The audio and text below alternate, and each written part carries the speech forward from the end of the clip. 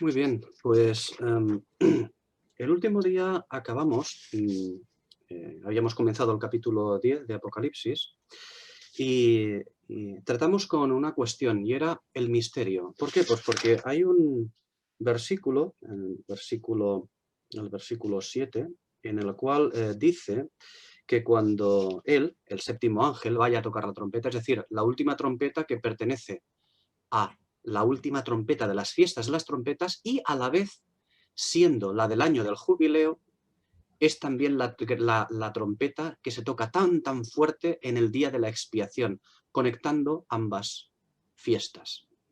De eso se trata. Capítulos 8 y 9 es la inmundicia de Israel, son las trompetas. El manifestar la maldad, ¿por qué? Porque es necesario hacer la expiación, por lo tanto la maldad tiene que estar a la vista para poder espiarla claramente, que no haya ningún pecado escondido. De tal manera que la consumación de todo lo que hemos visto de esta maldad aflorada, la consumación la vamos a ver, esta consumación del día de la expiación, final de las trompetas, día de la expiación, muy importante, en los capítulos 10 y 11.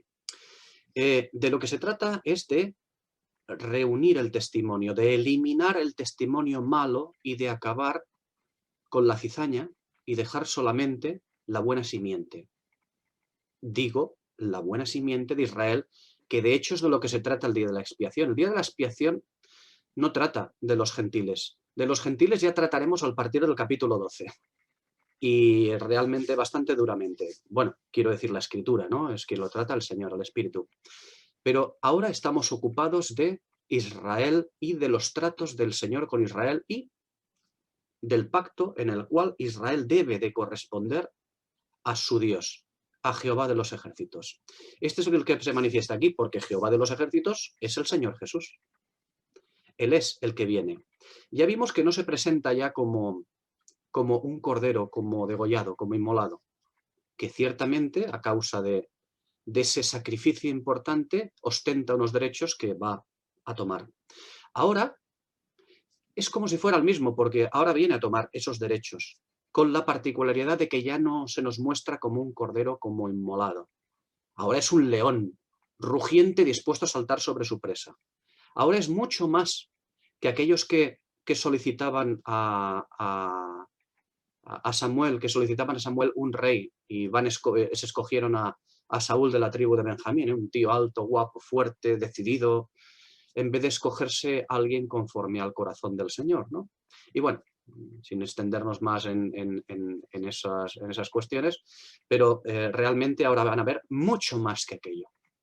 Es lo que se nos han mostrado en estos primeros capítulos. Pero con todo esto, el versículo 7 de este capítulo 10 nos dice que cuando el séptimo ángel, cuando se vaya a consumar el día de la expiación, y desde luego que cuando se consume el día de la expiación, ya lo veremos, hacia el final del capítulo 11, veremos que el testimonio dividido de las tribus, 2 tribus por un lado y 10 tribus por otro, ese testimonio dividido se va a solucionar. Es decir, esta anomalía en los tratos de Dios con Israel, en los tratos de Israel con Dios, esa anomalía se va a solucionar. Recordarlo cuando toquemos el capítulo 11. 2 tribus por un lado, 10 tribus por otro. Esto se va a acabar. Se acabará. El día de la expiación quedará consumado. Bien, y aquí concretamente dice, en el versículo 7 del capítulo 10, dice que cuando él vaya a tocar la trompeta, también el misterio de Dios se habrá consumado, como él lo anunció a sus siervos los profetas. Incidimos nosotros en que nosotros, me refiero a los cristianos gentiles, porque lo que tenemos hoy en día no es una iglesia, ya lo estudiamos esto en su día, no es una iglesia como la que comenzó en época de Pedro, en época de los apóstoles, en época del Señor. No, bueno, quiero decir, posteriormente, ¿no?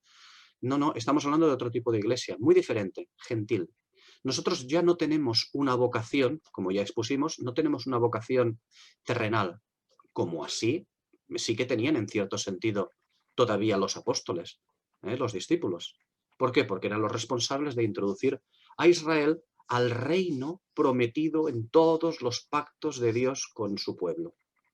Y era un reino terrenal, evidentemente, que después vendrían connotaciones espirituales, desde luego, ligadas al nuevo pacto, pero pueblo terrenal con posesión aquí en la tierra. Claro, al recibir el rechazamiento por parte de todo el pueblo de Israel, sacerdotes incluidos, etcétera, etcétera, pues el Señor dijo, sí, ¿sabéis qué? Que no me veréis más hasta que no digáis, bendito que el que viene en el nombre del Señor. Y eso, bueno, ya lo vimos, eso ocurrió. Pero nosotros, lo que fuimos establecidos, ya no somos una iglesia judía con unas promesas terrenales. El Señor decidió hacer un cambio de dispensación, mantener la iglesia, el cuerpo de Cristo, pero con un cambio. La iglesia gentil, la esposa de Cristo, aquella que no tiene en absoluto ni herencia, ni promesas, ni raíces en esta tierra. Somos una suerte de levitas todavía más especiales que los levitas, ¿no? Que no tenían heredad entre el pueblo. Nosotros, la iglesia gentil, somos aquellos que no tenemos ningún tipo de heredad. Por lo tanto, nuestra vocación es absoluta y completamente celestial. Espiritual y celestial. Es nuestra vocación. De tal manera que a nosotros mismos, el apóstol Pablo, ya nos llama peregrinos. Porque eso es lo que somos, peregrinos. Pero no peregrinos al estilo de Israel, que esperaban entrar a la tierra prometida. No, no. Somos aquellos peregrinos que esperan recibir otro tipo de heredad, otro tipo de patria. Ni más ni menos. Bien. Pero nosotros somos quitados. Mientras tanto, que estamos aquí, nosotros podemos decir que este versículo que dice también el misterio de Dios se habrá consumado, nosotros podemos decir que para nosotros, aquellos que tenemos vocación celestial y por tanto comunión en el Espíritu con el Señor, cuando digo comunión en el Espíritu con el Señor, sé que todos me entendéis, pero vamos a expresarlo por si alguien tiene que ver el vídeo de otra manera. Nos estamos refiriendo a algo grandioso, algo extraordinariamente grande, mucho más que nuestras vidas, mucho más que cualquier cosa. Estamos hablando de tener comunión con el Señor de todas las cosas, con el Padre de todas las luces, con aquel que siendo infinitamente más grande y nosotros infinitamente minúsculos o prácticamente sin poder acercarnos a Él en nada, Él condesciende a tratar con nosotros, no solo condescender, sino a otorgarnos el Espíritu, a tratarnos de hijos y llegamos incluso que tenemos que leer del mismo Señor Jesús que dice que no se avergüenza de llamarnos hermanos. En fin, si esto no es una cosa absolutamente maravillosa y digna de absoluta admiración, no un momento, sino toda nuestra vida, absoluta admiración, pues nada lo sería, ¿no?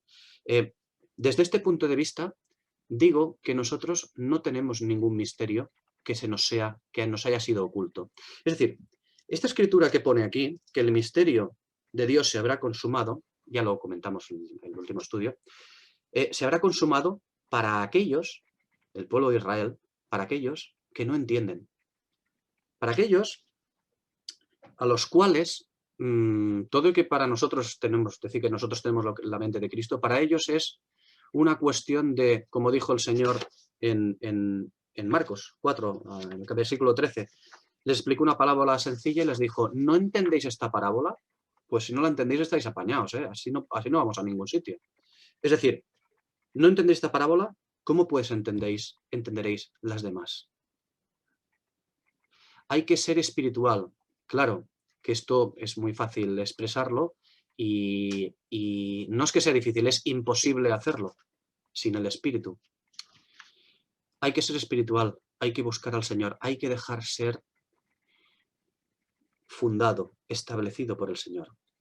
¿Y cómo podemos hacerlo? Bien, el espíritu actúa, pero no voy a decir se exige, se demanda. El corazón paternal de nuestro Dios demanda por nuestra parte ejercicio espiritual, ejercicio en la Escritura. ¿Por qué? Pues porque la mente de Cristo está también en la Escritura. Es como aquel que dice, Señor, dame una gracia, y el Señor te dirá, pero si ya la tienes, en la Escritura tienes lo que yo he expresado, ¿no? Ahora, busca la Escritura y entra en comunión conmigo, ¿no? O ejercita esta comunión, busca, ¿no? Bien, no me extiendo más sobre esto. Se les dice a los discípulos, como aquellos que todavía en aquella época no estaban en una iglesia, no estaba establecida la iglesia. ¿No entendéis esto? ¿Cómo entenderéis las demás parábolas? Es cierto que nosotros aunque sabemos que no hay parábola que nos oculte sus misterios, lo que podemos decir que en la cristiandad en la cual estamos, ¿por qué son tan difíciles de discernir los misterios de la Escritura? ¿Por qué se sigue leyendo la Escritura pero no se perciben estos misterios? ¿Y por qué se sigue escuchando pero no se entienden? Bueno, pues la carne, el trabajo de Satanás, que es tremendamente activo, muy activo. Y además, otra cosa, contra Satanás lo único que podemos hacer es ponernos en las manos del Señor y buscar la mente del Señor. Pero luchar contra Satanás no se lucha. Quiero decir, Satanás lo vence todo, ¿eh? O sea, no necesita esforzarse, lo vence todo. Solamente estar en comunión con el Señor y buscarle siempre. No es que lo vencemos nosotros, es que conseguiremos que el Señor no nos mantenga a salvo. Pero es cierto que muchas veces no se entiende, ¿no? Y viene a la memoria otra vez este versículo. No entendéis esta palabra, ¿cómo pues entenderéis todas las demás?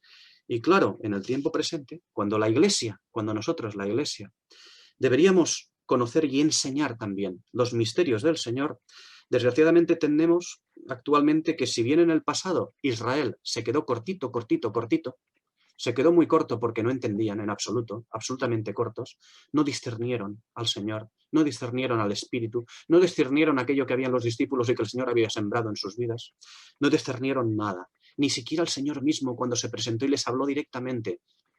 Estaban tan cegados que eran incapaces de discernir la voz, la palabra del Señor. Podemos decir, ¿cómo puede ser? Bueno, la carne es la carne, ¿no? Es algo que nosotros también entendemos. Pero realmente, en nuestros tiempos, cuando la Iglesia debería enseñar, debería conocer y enseñar esos misterios, ahora ha ocurrido lo contrario. Ya dijimos el otro día que se ha pasado de entendederas. ¿Por qué? Porque ahora se cree que lo sabe todo y que es jactanciosa. Claro, ¿quién es? Es la Odisea. Es nuestra Iglesia, la Iglesia de nuestros tiempos. La Odisea. Esto es lo que nos ha tocado vivir. Pero bueno, como dijimos, continúan resonando en nuestros oídos hoy todavía estas palabras, ¿no? ¿No entendéis esta parábola? ¿Cómo pues entendéis las demás? Tenemos la mente de Cristo y en nuestro caso solamente es cuestión de tomar posesión de ello. O como dijimos, mejor expresado, que ella tome posesión de nosotros. Dejarla, porque muchas veces le ponemos impedimentos, dejarla que tome posesión de nosotros. En el caso de Israel, cuando comience la tribulación, Israel estará en la misma situación. Ciertamente el candelero pasará de una iglesia aquí en la tierra, a la cual se le ha dado pues, la responsabilidad del testimonio, pasará nuevamente a Israel, al cual se le dará la responsabilidad del testimonio. Y este testimonio lo llevarán a cabo ¿cómo? Pues como lo han llevado siempre Israel y como lo ha llevado la iglesia. No con defectos, no, en absoluto desastre. Está claro. ¿Y qué ocurrirá? Pues que no entenderán en absoluto. Por lo tanto, el misterio del Señor deberá ser desvelado al final, porque seguirán sin comprender. Dijimos también que los 7 truenos se iban a hablar y que iban a desvelar una serie de cosas. Realmente lo que iban a hacer era certificar de alguna manera en indignación, porque los truenos, el trueno en sí, ya vimos la escritura, lo que habla sobre el trueno es la indignación del Señor. Y cuando se acompañan con los rayos por relámpagos, es simplemente que va a actuar, que esa indignación va a actuar, ¿no? Eso lo vemos en Job 36. Es la indignación del Señor en una voz que va a certificar la toma de posesión del Señor. Pero se le dice a Juan, sella lo que has oído, lo que han dicho los 7 truenos. ¿Por qué? Porque todavía se tienen que consumar una serie de cosas. Todavía tienen que ocurrir una serie de cosas. ¿Cuáles son? Bueno, va a sonar la 7ª trompeta y se va a consumar el día de la expiación y el testimonio va a ser limpiado totalmente en Israel. Pero además también falta una cosa más. Falta que se profetice sobre Satanás, sobre la primera bestia, sobre la segunda bestia, que es el falso profeta, sobre las naciones, una serie de cosas. Faltan los tiempos finales y por eso los 7 truenos tienen que callar. Bien, pues, arrancamos los versículos 8 a 10. Dice, la voz que oí del cielo habló otra vez conmigo y dijo, Ve y toma el librito que está abierto en la mano del ángel que está en pie sobre el mar y sobre la tierra. Y me fui hacia el ángel, diciéndole que me diese el librito, y me dijo, toma, y cómetelo entero, y te amargará el vientre, pero en tu boca será dulce como la miel. Entonces tomé el librito de la mano del ángel y me lo comí entero, y en mi boca era dulce como la miel, y después que me lo comí, se me amargó el vientre. La amargura. Ezequiel 3:3, también es una escritura en la que tenemos que el profeta, Ezequiel mismo, él comió un rollo que fue dulce en su boca.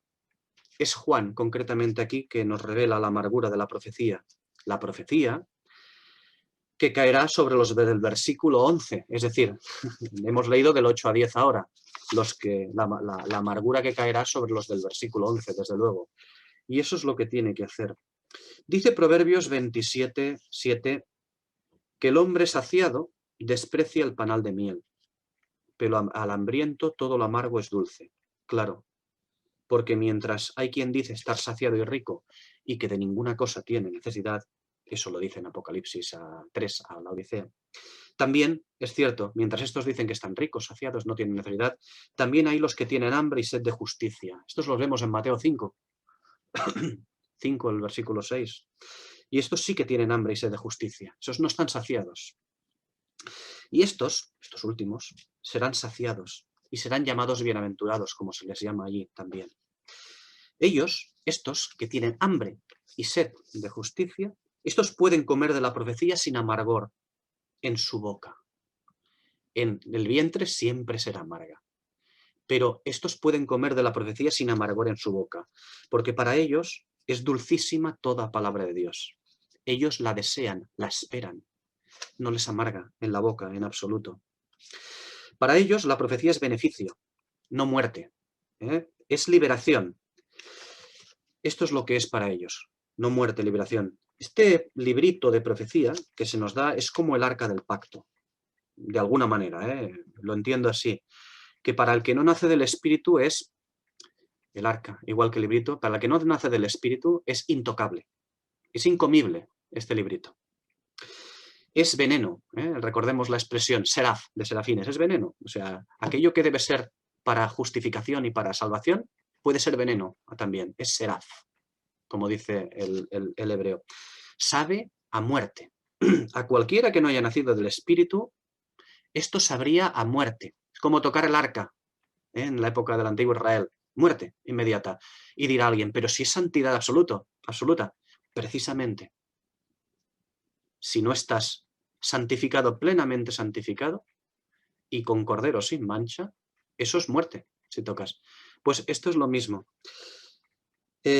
A estos, los que no hayan nacido del Espíritu, de hecho, este librito, si se lo pusiera en la boca, no llegaría al vientre. Solo tocar la boca sería amargo, perfectamente amargo. En realidad sería muerte, pero bueno, dejémoslo en amargo. En la misma boca sería amargo.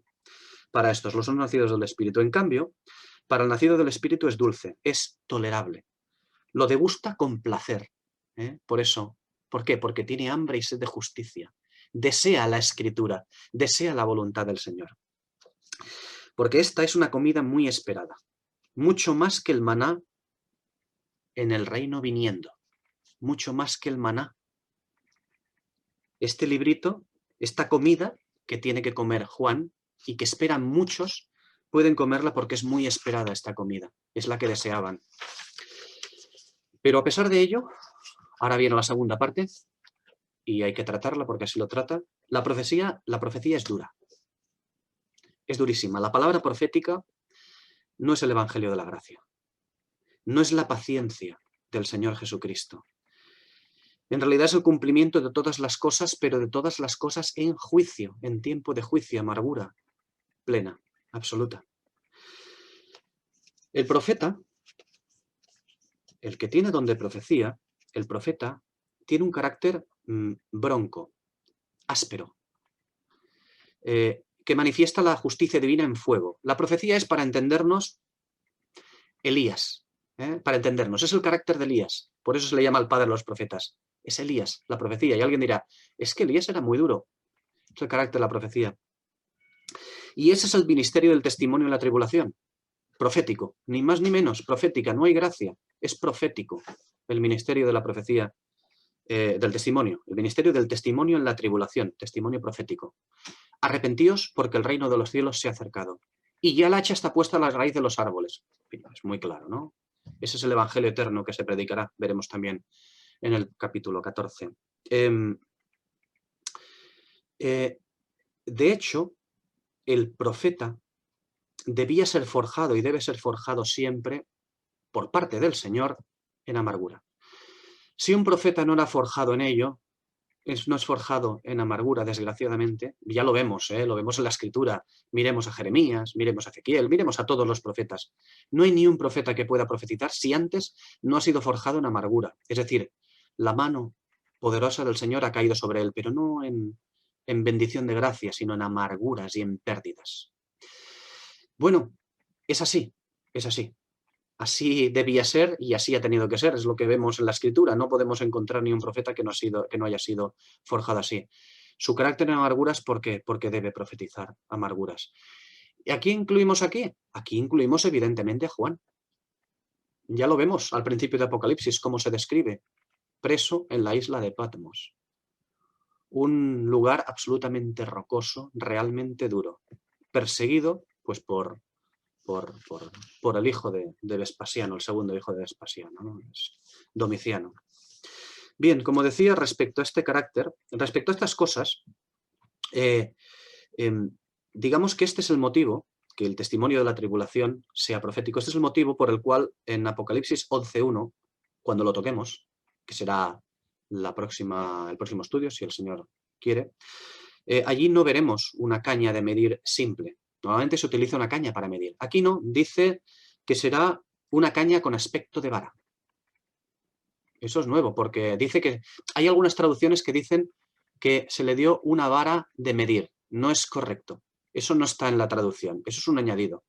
Que lo hayan añadido el traductor, pues quizá para darle su sentido, pero eso no es correcto. Dice que es una caña con aspecto de vara. La caña es lo que mide, la vara no mide, con las varas no se miden, nunca se han medido con las varas.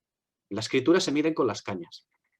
Lo que pasa es que esta caña que se mide tiene aspecto de vara. ¿Por qué? Porque va a medir a su pueblo, al pueblo que él va a recoger, que va a volver a aglutinar. Eso sí, desgraciadamente lo mide con amargura, con una vara. Es la tribulación lo que le ha tocado.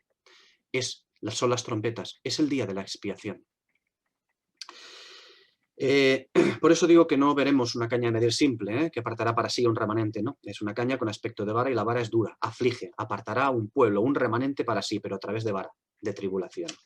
Y al respecto hay que entender dos cosas. El primero, que este carácter que vemos aquí, en Apocalipsis, este no es el carácter de la Iglesia, desde luego lo sabemos. El carácter de la Iglesia, el ministerio, es el Evangelio y la paciencia de Jesucristo, la gracia. Y eso es a diferencia del testimonio en la tribulación, el cual es, sí, el Evangelio, pero el Evangelio y los juicios de Jesucristo, la profecía, no es la gracia, es la profecía, es la vara, es la aflicción. El que no se afligiere será cortado del pueblo. La segunda cuestión, hay que entender dos cosas, una de estas que por un lado no es el carácter de la Iglesia, pero por el otro es que aun no siendo su carácter, aun no siendo nuestro carácter, ciertamente nosotros como Iglesia no podemos dejarla a un lado, la profecía. Este carácter no lo podemos dejar a un lado. Es imposible. El Señor es uno. El Señor es uno. Por lo tanto, no lo podemos dejar de lado. ¿Por qué? Porque aquí, este misterio del que hablábamos y que no lo van a entender, deberá de consumarse porque no lo van a entender los judíos en la tribulación. Nosotros sí que lo entendemos, lo comprendemos porque para nosotros sí es revelado. Es revelado en forma de profecías y diremos, pero unas profecías que son para la tribulación, ¿por qué debemos entenderlo nosotros? Pues porque nosotros tenemos la mente de Cristo. Lo que nosotros debemos entender es todo lo que pertenece al Señor. Somos aquellos que vamos a estar en su lado, ¿qué digo en su lado? En su trono, junto con Él. Según la profecía de Zacarías, un sacerdote junto a su palio, junto a su trono, en su trono, no mejor dicho, dice la escritura, en su trono, sentados con él en su trono, con los cuales también tomará consejo. Son palabras muy grandes, tomará consejo. El Señor con nosotros, tomará consejo. Hoy ya para nosotros la mente de Cristo. Y ella incluye la profecía. La amargura y tal, sí.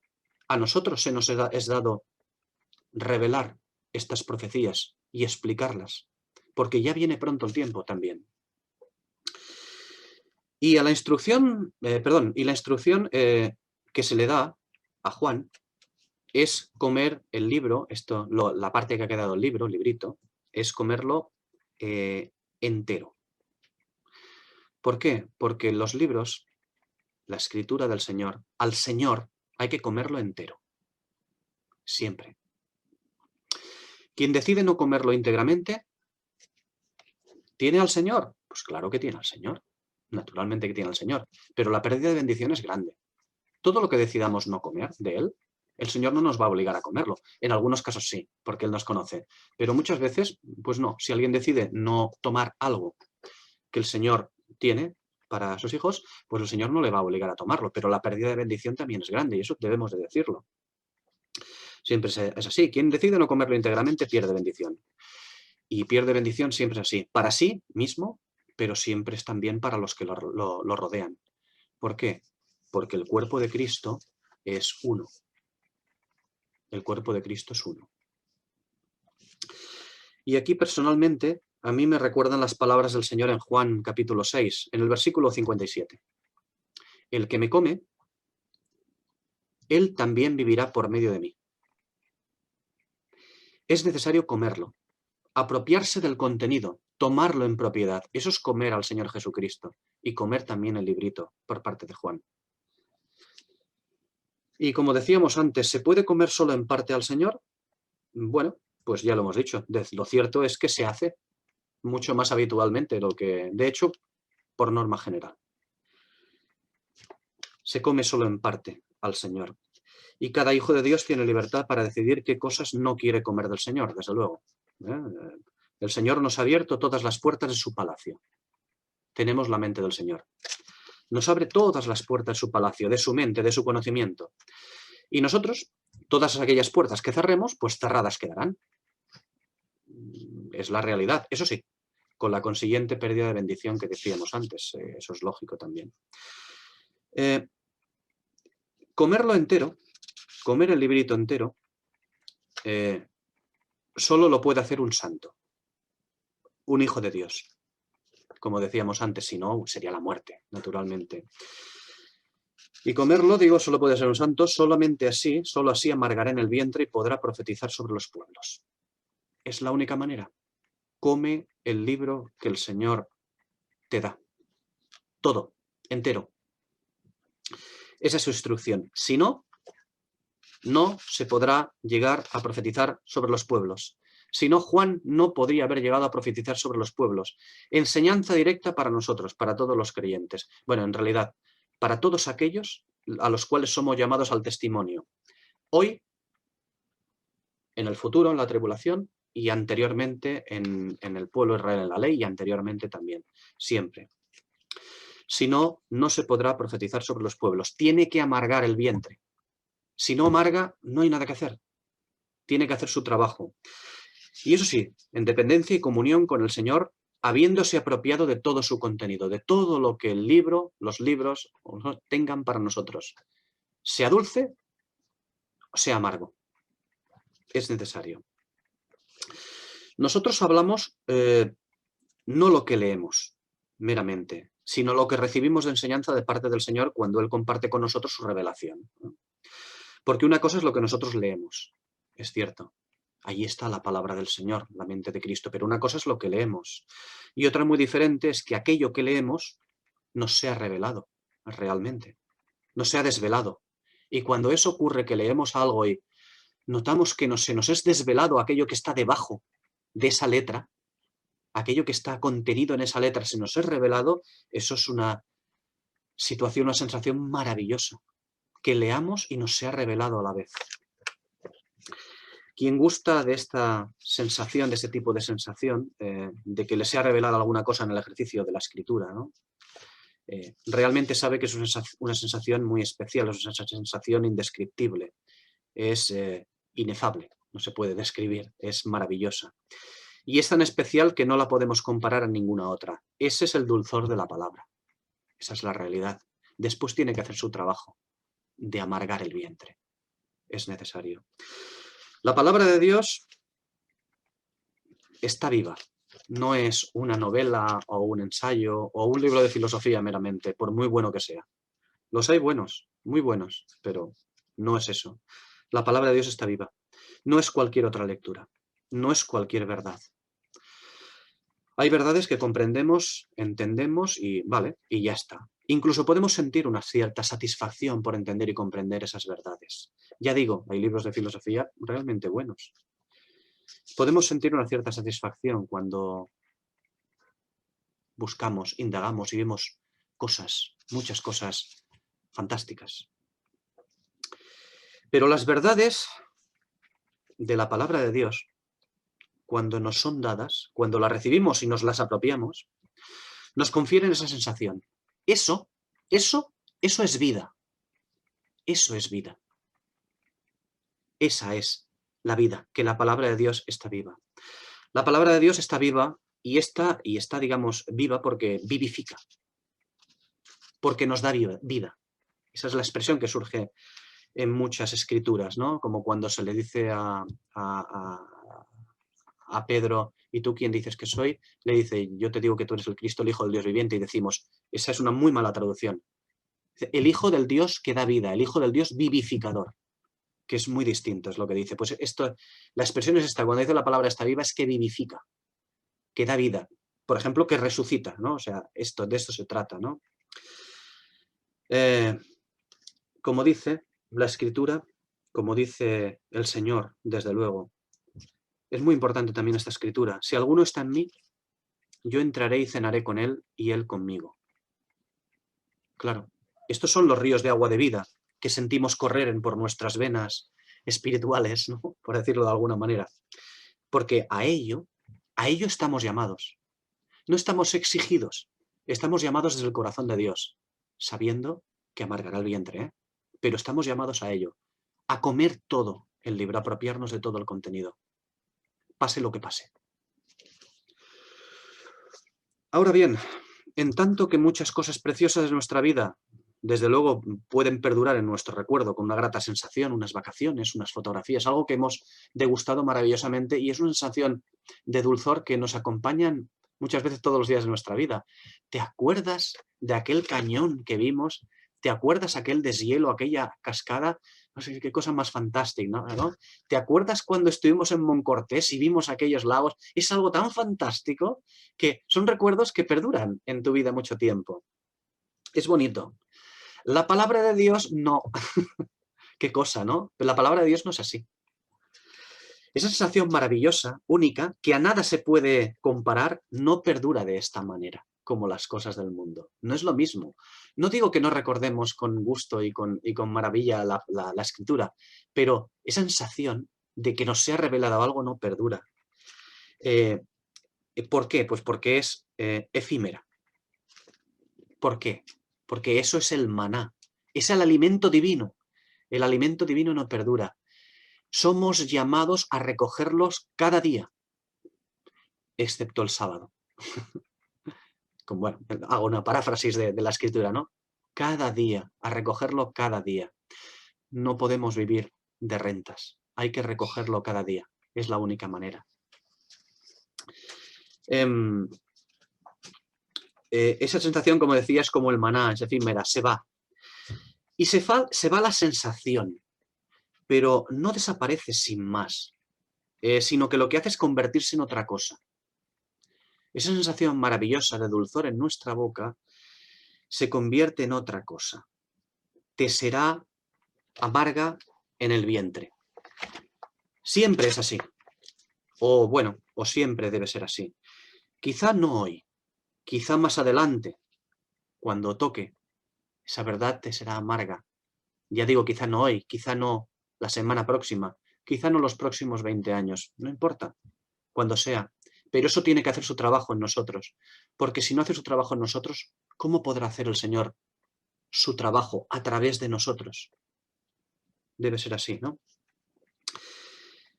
Ya digo, quizá no ahora, quizá más adelante, pero esa verdad debe hacer su trabajo en su momento. Nosotros no lo sabremos hasta que llegue el momento y digamos, vaya, esto era. ¿Y cuánto ha tardado? ¿20 años? Pues bueno, pues quizás sí. Hay quien se dio cuenta 40 años después y era un crack, humanamente hablando, ¿no? Esa es la realidad. Toda la enseñanza de Dios, cualquiera de sus verdades, no puede venir a nosotros sin desprenderse de su carga de santidad. La palabra de Dios, sus enseñanzas, sus verdades, no son una cosita dulce que repetimos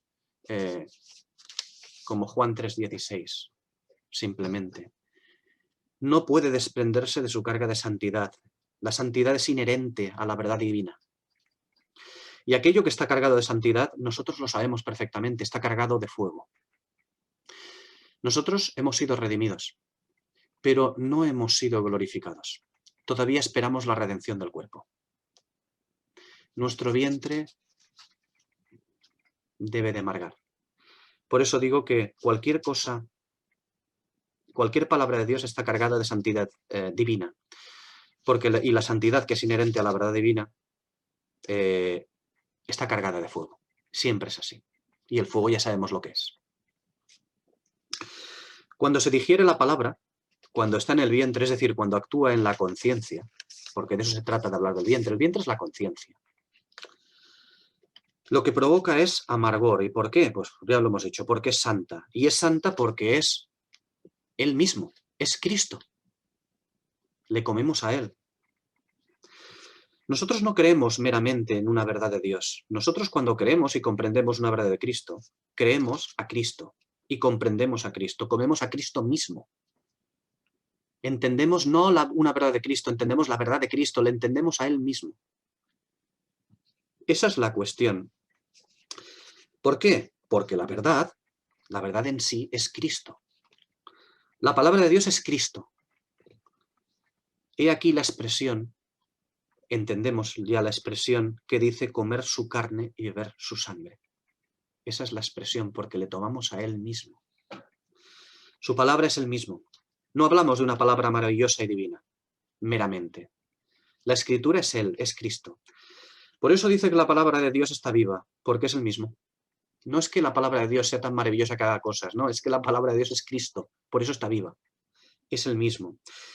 Y cuando recibimos una verdad y nos apropiamos de ella, en realidad estamos comiendo a Cristo. Por eso vivifica, por eso nos da vida, por eso en nuestra sangre, en nuestras venas espirituales corre esa vida. Porque eso es lo que tomamos, lo que comemos. Y esto que decimos no es meramente como si fuera una exhortación o un sermón no sé, de explicar algo. No es eso. Es decir lo que es la Escritura en sí. Esa es la maravilla de la Escritura, de Cristo mismo. Pero como decíamos, conlleva amargor porque es santo y por tanto fuego consumidor. Ese mismo fuego, es el mismo, ¿eh? Este fuego consumidor que amarga el vientre, esa santidad, es el mismo fuego que redujo a cenizas a Satanás, que lo vimos en Ezequiel 28. El mismo que lo redujo a cenizas a él. Es el mismo que redujo a cenizas a Satanás y que a la vez justificó a Isaías en Isaías 6. Es el mismo. A uno justificó, a otro lo redujo a cenizas. Veamos también unos ejemplos de ese amargor. Jeremías 15. Dice, fueron halladas tus palabras y yo las comí. Es bastante análogo, ¿eh? Jeremías 15, versículos 16 y 17. Fueron halladas tus palabras y yo las comí. Y tus palabras fueron para mí un gozo y la alegría de mi corazón. Porque tu nombre se invocó sobre mí, oh Jehová de los ejércitos. No me senté en compañía de gente alegre, ni me regocijé. Me senté solo por causa de tu mano, porque me llenaste de indignación. Ezequiel 3. Hijo de hombre, alimenta tu vientre y llena tus entrañas de este rollo que te doy. Y dice Ezequiel, lo comí y fue en mi boca dulce como la miel. Un poquito más adelante, unos versículos más adelante, el mismo capítulo de Ezequiel dice: me levantó pues el espíritu y me transportó, y fui en amargura, en la indignación de mi espíritu, mientras la mano de Jehová era fuerte sobre mí. Estos versículos de Jeremías y Ezequiel ilustran el libro dulce en la boca, pero amargo en el vientre. Lo ilustran perfectamente. Precisamente en Jeremías es donde podemos ver unos cuantos ejemplos de profetas que profetizaban bendiciones y no amarguras. Cosa, esta última, que el hombre natural no soporta porque piensa que es mala. La amargura es una cosa, o debería ser una cosa tan maravillosa como el primer dulzor. Debería serlo. ¿Y qué ocurre cuando hay profetas que profetizan bendiciones y no amarguras? Todo lo que vemos en la escritura de profetas que profetizan bendiciones y no amarguras son absolutamente cortados. Porque no es la labor del profeta, precisamente. Es indignación, como vemos en Jeremías, como vemos en Ezequiel, como vemos en Apocalipsis. Esta es la labor del profeta, ir en indignación, tener amargura en el vientre y poder profetizar de esta manera las profecías de Dios. Existen unos versículos que no debemos obviar, desde luego, y que nos hablan de la vida que hemos emprendido en Cristo, nosotros, su iglesia. Pero dicen a la vez, la paz, Juan 14, la paz os dejo, mi paz os doy. Y yo no os la doy como el mundo la da, No se turbe vuestro corazón ni tenga miedo, claro, porque su paz no es el sosiego del mundo. La paz de Cristo no es el sosiego del mundo. Es una cosa muy diferente, absolutamente diferente. En Lucas 6, 26, que dice, ay, cuando todos los hombres hablen bien de vosotros, porque de la misma manera hacían sus padres con los falsos profetas. De hecho, el buen testimonio depende de nosotros, no de lo que los demás opinen acerca de él. Nosotros procuramos dar buen testimonio, bueno, en la medida que podemos, la que la carne nos deja. Procuramos dar buen testimonio, pero eso depende de nosotros, el buen testimonio, no de lo que los demás opinen acerca de ese buen testimonio, porque ya sabemos lo que opina el mundo de nosotros, aparte de tratarnos como locos o como infantiles o como lo que quieran, pues procuran buscarnos cosas con las cuales ensuciar nuestro testimonio.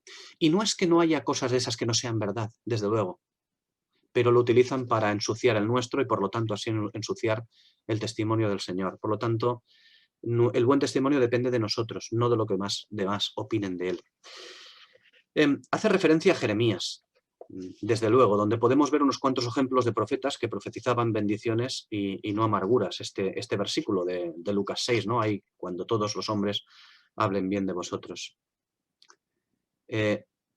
No puede ser, para nosotros es una clave. Cuando mucha gente hable bien de nosotros, pensemos, algo pasa, vamos a reexaminar la situación, ¿no? A reexaminarnos, desde luego. Vemos otro versículo, Juan 16, el versículo 33, que el Señor les dice, estas cosas os he hablado para que tengáis paz en mí. En el mundo tendréis aflicción, pero tened ánimo. Yo he vencido al mundo. ¿Qué dice el Señor que tendremos en el mundo? Aflicción. No las vacaciones pagadas de la teología de la prosperidad. O, quien dice la teología de la prosperidad propiamente dicha, dice aquella que en medio de la cristiandad, de la iglesia de Dios, pues muchas veces de una manera u otra se echa mano de ella, de la teología de la prosperidad. No es así. En el mundo tendréis aflicción. Son palabras del Señor. Pero a pesar de ello, tened ánimo. Yo he vencido al mundo. La segunda carta a Timoteo, en el capítulo 3, versículo 12, dice, bueno, este es un pasaje que creo que en capítulos precedentes también citamos. Y en verdad, todos los que quieren vivir piadosamente en Cristo, Jesús, padecerá persecución. Y este versículo, ¿sabéis qué? Ni siquiera lo comentamos. O sea, es la realidad, ¿no? Otro versículo, curiosamente, y ahora dejaremos el Nuevo Testamento, iremos al Antiguo. Es un libro muy especial. Es un libro que escribió el hombre más sabio que existió.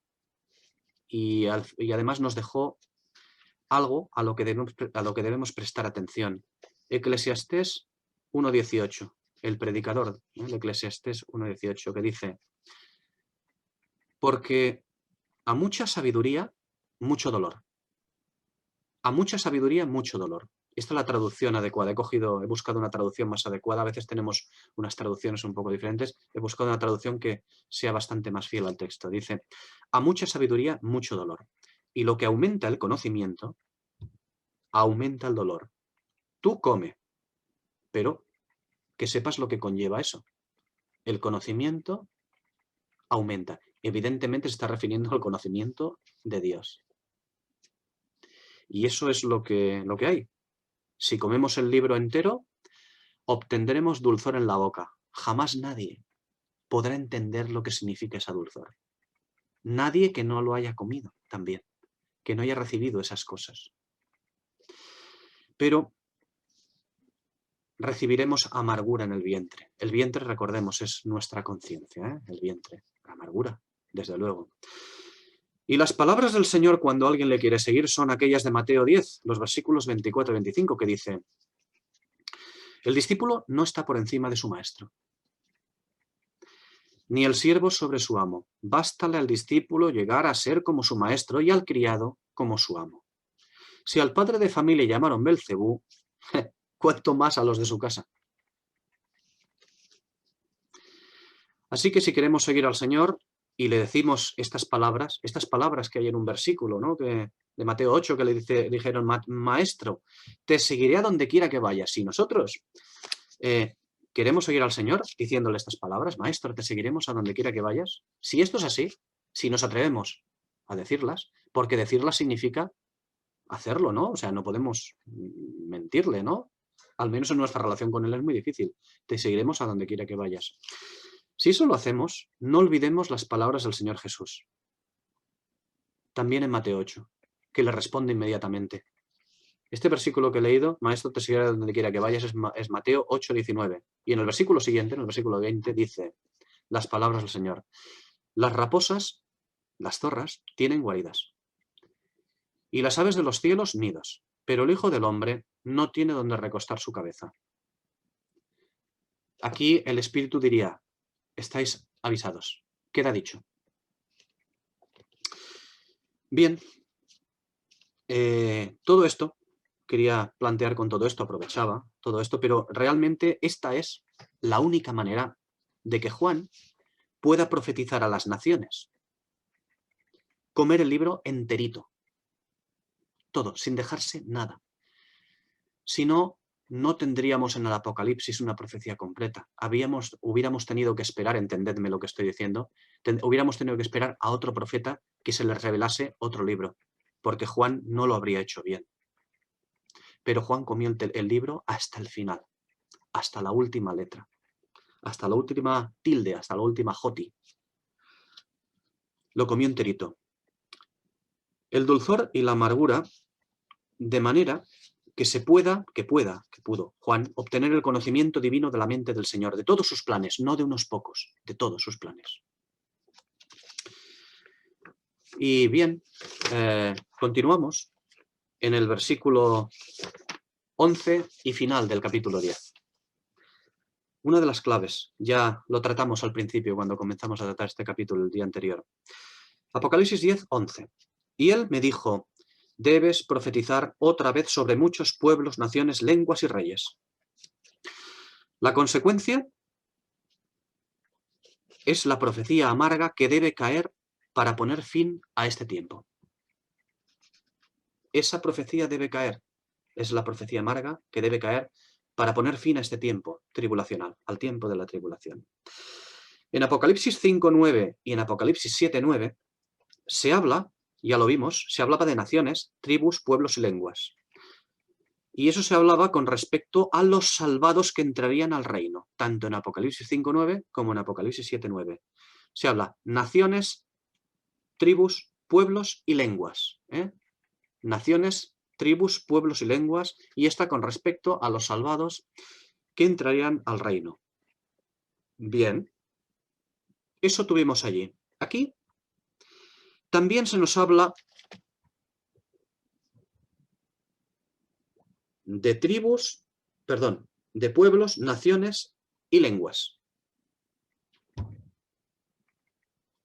Se ha sustituido, una de aquellos salvados se ha sustituido por otra cosa. Lo hemos leído. Reyes. Reyes. Hay que estar atento a todos los giros de la escritura. A veces vemos que son cosas que son parecidas y decimos, mira, es como aquello. No, quiere hacer referencia a aquello, quiere llamarte la atención sobre aquello, pero que quiere enseñarte otra cosa. Aquí ha citado 3, en este versículo 3 de 4 del Apocalipsis 5:9 y 7:9. Ha citado 3 de 4 de aquellas otras, aquellos con referencia salvados. Cita Reyes, incorporándolo, porque se va a hablar realmente de otra cosa. Este pasaje de este versículo es muy importante, bueno, como todos, ¿no? De este versículo, último versículo del capítulo 10, es muy importante, porque esta es la amargura que tiene que profetizar Juan. El pasaje de correspondencia de este versículo 11 está en Génesis 10, que nos habla de ello, precisamente, en los versículos 5, 20 y 31. Y nos habla en los mismos términos que este versículo. Estos versículos nos hablan de Génesis 5, 20 y 31, nos habla en los mismos términos. Por sus familias, por sus lenguas, en sus tierras, en sus naciones. Y con la expresión pueblos, naciones, lenguas, el Espíritu nos hace fijarnos claramente en su correspondencia de Génesis capítulo 10. En ese capítulo lo que ocurre es que vemos el programa de Dios para el desarrollo de las naciones. Allí lo vimos. Y aquí se hace referencia a eso. El programa de Dios para el desarrollo de las naciones, pero en su fase terminal, en su fase final de cumplimiento. El desarrollo de las naciones, como decimos, es decir, los pueblos, las naciones y las lenguas. Eso es lo que nos hace referencia este capítulo 10. Pero nos falta algo más, ¿no? Una vez más nos falta algo más. Claro, nos faltan los reyes. Es importante observarlo porque se nos llama la atención, la escritura nos llama la atención sobre esto. Nos faltan los reyes sobre quien ha de profetizarse según Apocalipsis 10:11.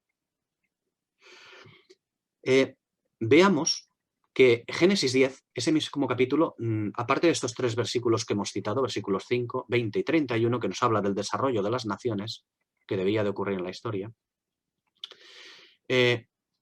también este capítulo 10 nos muestra algo más, como digo. Este capítulo de Génesis también contiene a un rey.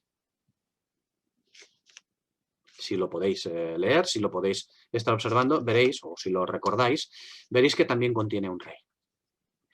Y ese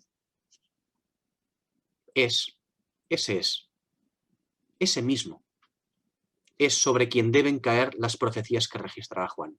Sobre ese rey que aparece en Génesis 10. Es curioso, ¿verdad? Pues sobre ese rey, Nimrod. Sobre ese rey es sobre quien deben de caer estas profecías. Ahora lo explicamos rápidamente, pero lo explicamos muy rápidamente. Ese mismo capítulo, Génesis 10, nos muestra al primer poderoso o rey en la tierra. Y lo describe con una expresión que es una expresión absolutamente repulsiva. Es una expresión absolutamente horrenda. ¿Cómo describe Génesis 10, ese capítulo, a ese rey? Dice, vigoroso cazador delante de Jehová. Es horrible, es horrenda esa expresión. Vigoroso cazador delante de Jehová. Y eso lo dice la Escritura. ¿Habráse visto semejante desvergüenza horrorosa? Vigoroso cazador delante de Jehová. Es horrenda la expresión, desde luego. Por eso digo que ese es el rey sobre que tiene que caer estas profecías. Continúa diciendo, y fue el comienzo de su reino, recordáis, ¿no?, cómo se llamaba, y fue el comienzo de su reino Babel. De esto van a tratar los siguientes capítulos cuando finalicen las trompetas. A partir del capítulo 12, 13, 14, incluyendo la mitad del 15. De eso van a tratar estos siguientes capítulos cuando finalicen las trompetas. De eso está hablando Juan. A partir del 12, de lo que dice Apocalipsis 10:11, que estamos leyendo en este último versículo del capítulo 10. Debes de profetizar, repetimos otra vez, debes de profetizar otra vez sobre muchos pueblos, naciones, lenguas y reyes, donde veremos la historia desde la perspectiva del juicio a los gentiles con Babel a la cabeza. Fijaos qué curioso, Apocalipsis, Génesis. Parece ser que aquello que estaba escrito en Génesis no era meramente una información de aquello que era, ¿no? El alfa y la omega, Génesis y Apocalipsis. Este es el rey, un rey repugnante, el rey de Babel, el poderoso. Pero a pesar de todo esto que estamos citando, de qué va a ocurrir, no hemos terminado. Es decir, este versículo, Apocalipsis 10, versículo 11, nos adelanta. De alguna manera nos adelanta lo que va a ocurrir, de lo que va a profetizar Juan. Por eso los truenos deben de silenciar, deben de quedar silenciados de momento por parte de Juan. Nos dice que tienen que ocurrir estas cosas, estas profecías. Todo, a pesar de eso, todavía nos queda por delante el capítulo 11, la consumación del día de la expiación. Es importantísimo. Aún debemos de continuar en esta sección, capítulo 11, sin olvidar cuál es el objetivo de estos capítulos con las trompetas, como hemos dicho, el día de la expiación.